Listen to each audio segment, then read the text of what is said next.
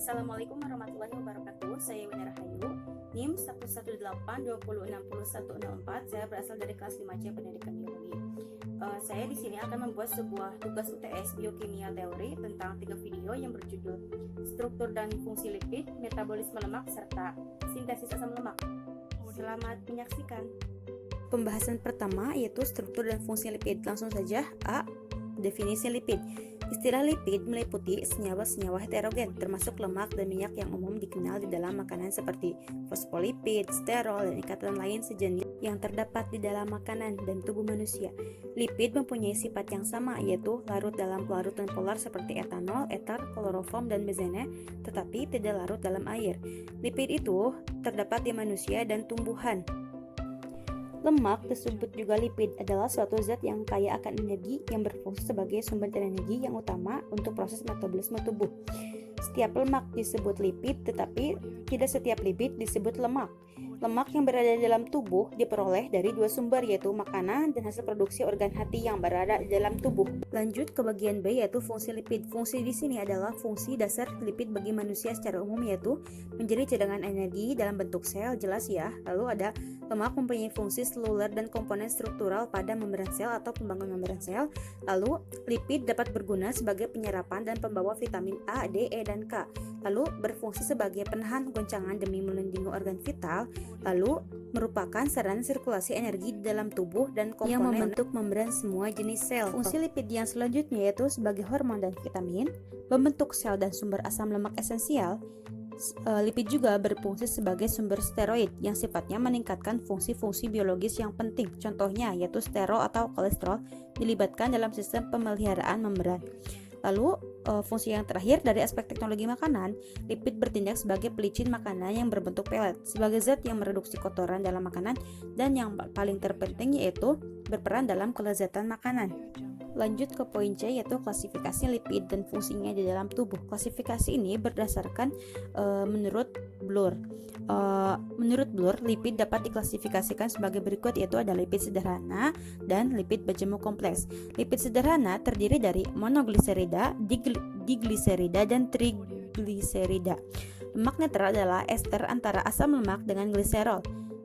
Lemak netral terdiri dari monogliserida, digliserida, dan trigliserida. Setiap gliserol mungkin berikatan dengan 1, 2, atau 3 lemak yang tidak harus sama. Jika gliserol berikatan dengan 1 asam lemak disebut monogliserida, jika berikatan 2 disebut asam lemak digliserida, dan jika berikatan 3 disebutnya trigliserida. Lanjut ke lipid sederhana lainnya, yaitu ester asam lemak dengan alkohol.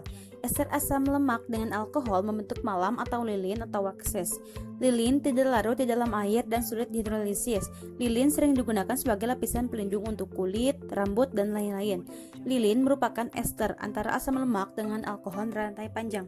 Lalu klasifikasi dari lipid majemuk atau kompleks terdiri dari fosfolipid, glikolipid, asam lemak, dan kolesterol. Fosfolipid adalah lipid yang mengandung gugus ester fosfat atau fosfat dan lipid, yang merupakan komponen lipid terbesar kedua setelah trigliserida, lemak, dan minyak pada tubuh hewan. Lalu ada glikolipid. Glikolipid ialah molekul-molekul lipid yang mengandung karbohidrat, biasanya gula sederhana seperti galaktosa atau glukosa. Lalu ada asam lemak. Asam lemak adalah bagian dari molekul-molekul lemak, berfungsi sebagai zat penyusun lemak tubuh atau dapat juga digunakan tubuh untuk menghasilkan energi. Dan lipid majemuk terakhir yaitu adalah kolesterol.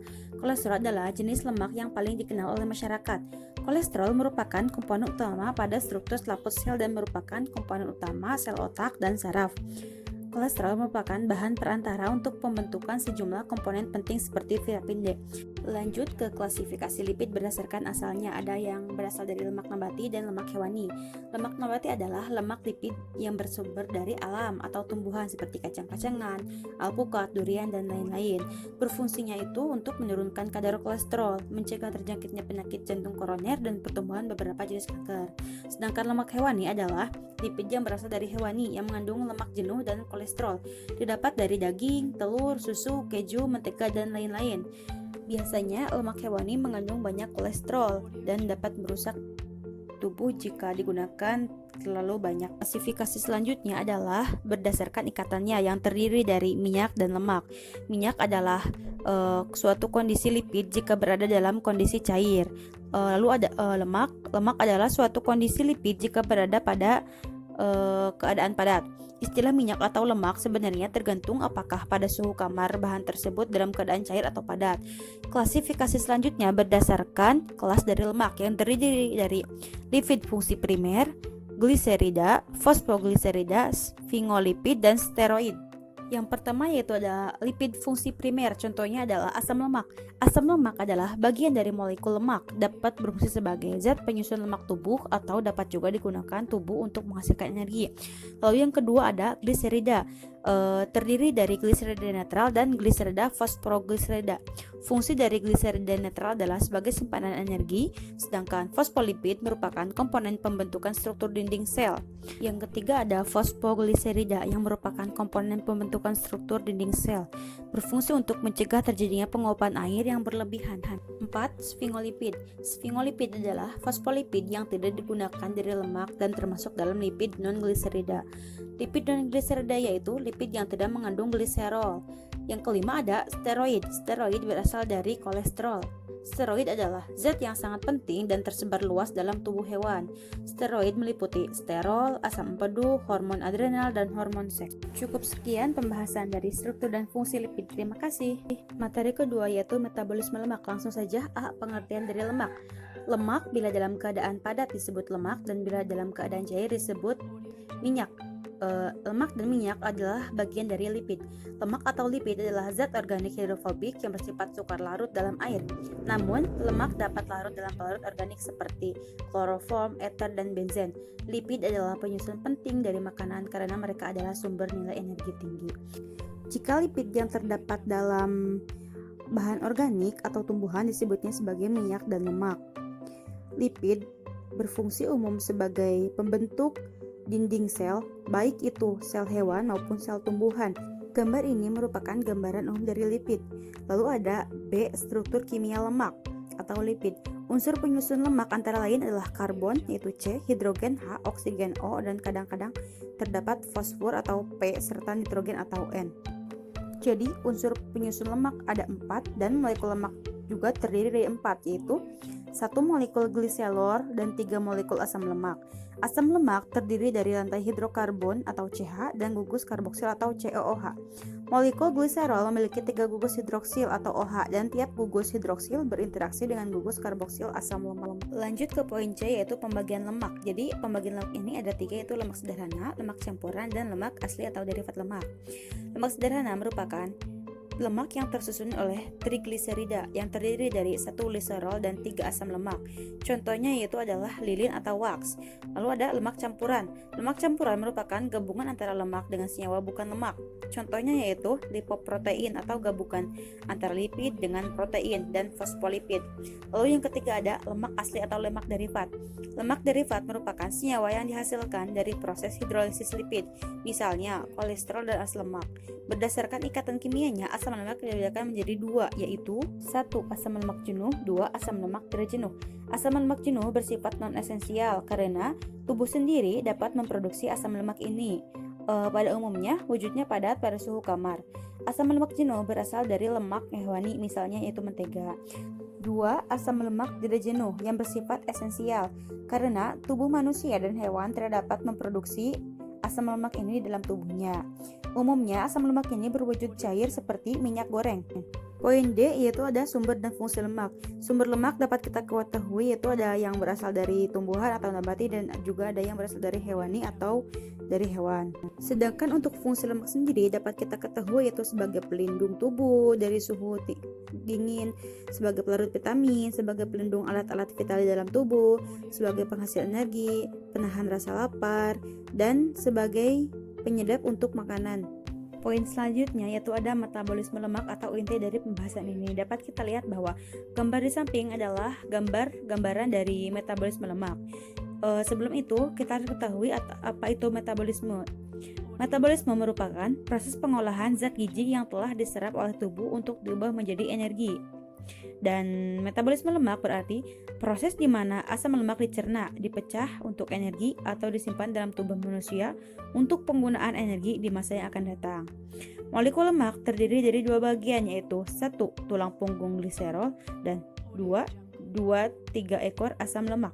Metabolisme mempunyai beberapa jalur dan reaksi tersendiri, yaitu oksidasi asam lemak jenuh, metabolisme senyawa, dan sintesis asam lemak. Jadi, ketika kita lapar dan tidak ada makanan yang masuk ke dalam tubuh kita, maka otomatis tubuh kita itu mengolah hasil dari metabolisme lemak itu untuk mengganti tenaga yang tidak ada di tubuh kita. Langsung saja, metabolisme lemak pertama itu adalah jalur oksidasi asam lemak jenuh. Lemak yang terdapat dalam tubuh kita itu berasal dari makanan yang dikonsumsi oleh kita, baik itu lemak, karbohidrat, maupun protein. Nah, ketiga zat ini adalah zat yang membantu untuk mengoksidasi asam lemak jenuh. Dalam tubuh kita terdapat hubungan antara metabolisme lemak, metabolisme karbohidrat, dan metabolisme protein. Oksidasi asam lemak jenuh ini mempunyai tahapan-tahapan reaksi yang sangat panjang, yaitu ada 8 tahapan. Untuk reaksi yang pertama yaitu pembentukan heksanoil koenzim A yang berlangsung dengan katalis enzim asil-CoA sintesae atau disebut juga tilokinase. Lalu ada reaksi 2 yaitu pembentukan senyawa tidak jenuh dengan oksidasi. Reaksi ini membentuk enoil CoA dengan cara oksidase. Enzim yang berperan sebagai katalis dalam reaksi ini adalah enzim asil-CoA dehidrogenase. Lalu reaksi ketiga yaitu hidrasi. Dalam reaksi ini enzim enoil CoA dehidrase berperan sebagai katalis dan menghasilkan L-hidroksiasil koenzim A. Reaksi ini terdapat ikatan rangkap antara C2 dan C3. Lanjut ke reaksi 4 yaitu reaksi oksidasi. Reaksi ini adalah reaksi oksidasi yang mengubah hidroksil koenzim A menjadi ketoasil koenzim A. Enzim katalis dalam reaksi ini adalah L-hidroksiasil koenzim A dehidrogenase. Lalu itu lanjut ke reaksi 5 yaitu butiril koenzim A, reaksi pemecahan ikatan C dengan C, sehingga menghasilkan asetil koenzim A dan asil koenzim A. Asil koenzim A yang terbentuk pada reaksi ini mengalami metabolisme lanjutan melalui reaksi tahap 2 hingga tahap 5. Demikian seterusnya sampai rantai karbon C pada asam lemak dirembak menjadi molekul-molekul asetil koenzim A. Selanjutnya, asetil koenzim A ini teroksidasi menjadi CO2 dan H2O melalui siklus Krebs atau digunakan untuk reaksi-reaksi yang membutuhkan asetil koenzim A. Lalu reaksi metabolisme lemak yang kedua adalah metabolisme senyawa keton. Asetil koenzim A yang diperoleh dari reaksi oksidasi asam lemak dapat digunakan dalam siklus Krebs jika perombakan lemak dan karbohidrat seimbang. Pada siklus Krebs, asetil koenzim A bereaksi dengan asam oksaloasetat menghasilkan asam sitrat. Saat kekurangan makanan, konsentrasi glukosa dalam tubuh berkurang sehingga sebagian dari asam oksaloasetat ini diubah menjadi glukosa. Hal ini menyebabkan asetil koenzim A dari lemak tidak masuk dalam siklus Krebs, tetapi diubah menjadi asam oksaloasetat, asam hidroksil butirat, dan aseton. Ketiga senyawa ini disebut dengan senyawa keton. Asam asetoasetat ini terbentuk dari asetil koenzim A dari 3 tahap reaksi, yaitu reaksi 1 atau tahap 1 yaitu 2 molekul asetil koenzim A berkondensasi membentuk asetoasetil koenzim A. Enzim katalis dalam reaksi ini adalah enzim ketotiolase. Lalu ada tahap 2 yaitu asetoasetil koenzim A bereaksi dengan asetil koenzim A dan air menghasilkan 3 hidroksi dan 3 metilgurati koenzim A. Enzim katalis dalam reaksi ini adalah hidroksi metilguratil koenzim A sintetase. Lalu yang tahap ketiga atau tahap akhir yaitu perombakan 3 hidroksi 3 metilguratil koenzim A menjadi asetil koenzim A dan asam asetoasetat. Selanjutnya, reaksi metabolisme lemak jalur ketiga adalah sintesis asam lemak. Sintesis asam lemak berasal dari asetil koenzim A dan enzim yang bekerja sebagai katalis adalah kompleks enzim-enzim yang terdapat pada sitoplasma. Sedangkan enzim pemecah asam lemak terdapat pada mitokondria. Secara ringkas, hasil akhir dari pemecahan lipid dari bahan makanan adalah asam lemak dan gliserol. Jadi, hasil akhirnya itu adalah asam lemak dan gliserol yang kemudian akan digunakan oleh tubuh. Jika sumber energi dari karbohidrat telah mencukupi, maka asam lemak mengalami Esterifikasi yaitu membentuk ester dengan gliserol menjadi trigliserida sebagai cadangan energi jangka panjang. Ketika kita kelaparan, maka gliserol ini akan digunakan oleh tubuh kita. Jika sewaktu-waktu tak tersedia sumber energi dari karbohidrat, barulah asam lemak dioksidasi, baik asam lemak dari diet maupun jika harus memecah cadangan trigliserida jaringan. Proses pemecahan trigliserida ini dinamakan lipolisis. Untuk reaksi dan langkah-langkah dari sintesis asam lemak ini tidak akan dijelaskan dalam bab ini, karena akan dijelaskan pada bab selanjutnya. Terima kasih. Mungkin cukup sekian pembahasan dari metabolisme lemak ini. Terima kasih. Sampailah kita pada materi yang ketiga, yaitu ada sintesis asam lemak. Mari kita bahas pengertian dari asam lemak. Asam lemak atau asil lemak ialah istilah umum yang digunakan untuk menjabarkan bermacam ragam molekul-molekul yang disintesis dari polimerasi asetil-CoA dengan gugus malonyl-CoA atau metil malonyl-CoA di dalam sebuah proses yang disebut sintesis asam lemak. Asam lemak sendiri terdiri dari rantai hidrokarbon yang berakhiran dengan gugus asam karboksilat. Penyusunan ini memberikan molekul ujung yang polar dan hidrofilik atau tidak takut dengan air, dan ujung yang nonpolar dan hidrofobik yang tidak larut di dalam air. Lanjut ke pembahasan kedua, yaitu seputar tentang asam lemak, mulai dari ciri-ciri, pembagiannya, dan lain sebagainya. Yaitu yang pertama, asam lemak yang paling banyak muncul di alam memiliki konfigurasi cis, meskipun bentuk trans wujud beberapa lemak dan minyak yang dihidrogenasi secara parsial. Lalu, sintesis asam lemak terjadi dalam sitoplasma atau di dalam sel ya. Sitoplasma itu adalah cairan sel. Sedangkan oksidasi terjadi pada mitokondria. Senyawa-senyawa antara dalam sintesis asam lemak terikat pada ACP atau asil karir protein. Masih seputar tentang asam lemak, yaitu beberapa enzim yang bekerja sebagai katalis pada sintesis asam lemak adalah termasuk dari bagian kompleks multienzim yang disebut asam lemak sintetase. Pada pemecahan asam lemak tidak terdapat sistem multienzim. Lalu, perpanjangan rantai karbon pada sintesis asam lemak adalah penambahan dua atom karbon secara berturut-turut yang berasal dari asetil koenzim A. Senyawa yang berfungsi sebagai donor unit dua atom karbon ini adalah malonyl ACP. Dalam sistem asam lemak, NADPH berfungsi sebagai reduktor. Lalu ada klasifikasi jumlah atom karbon yang dikandung pada rantai asam lemak. Yang pertama ada asam lemak rantai pendek, yaitu mengandung kurang dari 10 karbon. Lalu asam lemak rantai pendek jarang terdapat pada lemak hewani kecuali lemak susu. Lalu ada asam lemak rantai sedang yang mengandung 10-12 atom karbon. Asam lemak rantai panjang mengandung 12-18 atom karbon. Asam lemak rantai panjang banyak terdapat baik pada lemak hewani maupun lemak nabati. Lalu asam lemak rantai ekstra panjang lebih dari 20 atom itu jumlahnya. Asam lemak rantai ekstra panjang terutama dijumpai pada minyak ikan. Asam lemak juga terbagi menjadi dua klasifikasi, yaitu asam lemak jenuh dan asam lemak tak jenuh. Asam lemak jenuh yaitu asam lemak yang tidak memiliki ikatan rangkap. Asam lemak jenuh hanya memiliki ikatan tunggal di antara atom-atom karbon penyusunnya. Biasanya terdapat pada susu full cream, keju, mentega, kelapa, minyak inti sawit hingga minyak kelapa sawit. Lalu ada asam lemak tak jenuh. Asam lemak yang memiliki ikatan rangkap. Asam lemak tak jenuh biasanya dijumpai pada lemak nabati. Asam lemak tak jenuh ini masih dibedakan lagi menjadi dua kelompok besar, yaitu asam lemak tak jenuh tunggal dan asam lemak tak jenuh ganda. Asam lemak tak jenuh tunggal dipanggil juga monounsaturated fatty acid atau MOFAS, di mana ikatan-ikatan rangkapnya hanya satu, yaitu terdapat pada alpukat, margarin, minyak kacang tanah, minyak zaitun, minyak biji kapas, dan lain sebagainya. Selanjutnya ada asam lemak tak jenuh ganda atau polyunsaturated fatty acid atau POFAS, di mana ikatan rangkapnya lebih dari satu. Sumber bahan makanan yang mengandung asam lemak tak jenuh ganda ini yaitu contohnya seperti minyak wijen, margarin, minyak kacang kedelai, minyak jagung, minyak biji matahari, dan lain sebagainya. POFAS juga dibedakan menjadi dua bagian besar, yaitu asam lemak omega 6 cis dan asam lemak omega 3 cis. Asam lemak omega 6 cis mempunyai fungsi yaitu sebagai pengembangan dan fungsi otak, sistem reproduksi, dan metabolisme.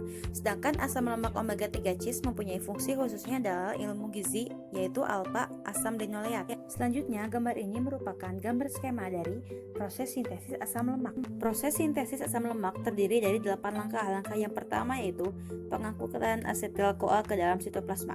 Asetil-CoA yang yang terdapat dalam mitokondria berasal dari 3 sumber, yaitu 1. Dekarboksilasi asam piruvat, 2. Degradasi asam amino, dan 3. Beta oksidasi asam lemak. Senyawa beratom C12 di atas tidak dapat keluar menembus dinding mitokondria untuk menuju ke sitosol, tempat berlangsungnya sintesis asam lemak. Lanjut ke tahap yang kedua, yaitu pengubahan asetil-CoA menjadi malonyl-CoA. Satuan yang memperpanjang rantai pada biosintesis asam lemak adalah malonyl-CoA. Pembentukan senyawa ini dikatalis oleh enzim asetil-CoA karboksilase. Lalu tahap ketiga ada transfer gugus asil ke kompleks enzim. Senyawa yang bertindak sebagai pemula rantai asam lemak adalah asetil-CoA. Senyawa aktif yang beratom C sebanyak 2 buah ini dikait oleh ACP yang selanjutnya ditempelkan ke enzim beta ketoasil ACP sintesis. Untuk langkah keempat, yaitu gugus malonyl terikat pada ACP. Malonyl-CoA yang dibentuk melalui reaksi karboksilasi asetil-CoA selanjutnya dikait oleh ACP, yaitu malonyl S CoA tambah HS min ACP. Malonyl S ACP tambah CoA min SH dengan bantuan ACP malonyl transferase. Lalu ada langkah kelima, yaitu reaksi kondensasi. Setelah kedua gugus yang akan bereaksi, yaitu asetil dan malonyl, berada pada kompleks enzim, maka terjadilah reaksi kondensasi. Lalu lanjut ke reaksi 6, yaitu reaksi reduksi pertama. Asetoasetil yang masih terikat erat pada kait 4 fosfopantetein direduksi menjadi beta hidroksibutiril SACP oleh enzim beta ketoasil reduktase. Lanjut ke langkah ketujuh, yaitu dehidrasi. Senyawa yang terbentuk pada reaksi reduksi di atas didehidrasi pada tahap ini. Senyawa yang terbentuk tidak jenuh pada atom C, alfa, dan beta. Ikatan gandanya adalah trans dan dinamakan asil SACP tak jenuh. Lanjut ke langkah 8 atau langkah terakhir, yaitu reaksi reduksi kedua. Enzim enoil ACP reduktase atau NADPH mereduksi krotonil SACP menjadi butiril SACP. Senyawa yang masih tetap terkait pada kompleks melalui kait 4 fosfopatenin yang kemudian dipindahkan ke enzim sintase. Oleh karena itu, maka ACP menjadi bebas dan dapat mengkait malonyl-CoA berikutnya. Senyawa ini kemudian direaksi menjadi butiril S sintase dan berlangsunglah siklus sintesis yang kedua melalui urutan dan mekanisme reaksi yang sama. Terjadilah siklus-siklus biosintesis berikut sehingga tercapai panjang asam lemak tertentu. Pada biosintesis asam palmitat, maka siklus yang dilalui ada sebanyak 7 kali. Mungkin cukup sekian penjelasan 3 materi dari saya, yaitu metabolisme lemak, struktur dan fungsi lipid, serta sintesis asam lemak. Mohon maaf atas segala kekurangannya. Semoga berkenan. Terima kasih. Wassalamualaikum warahmatullahi wabarakatuh.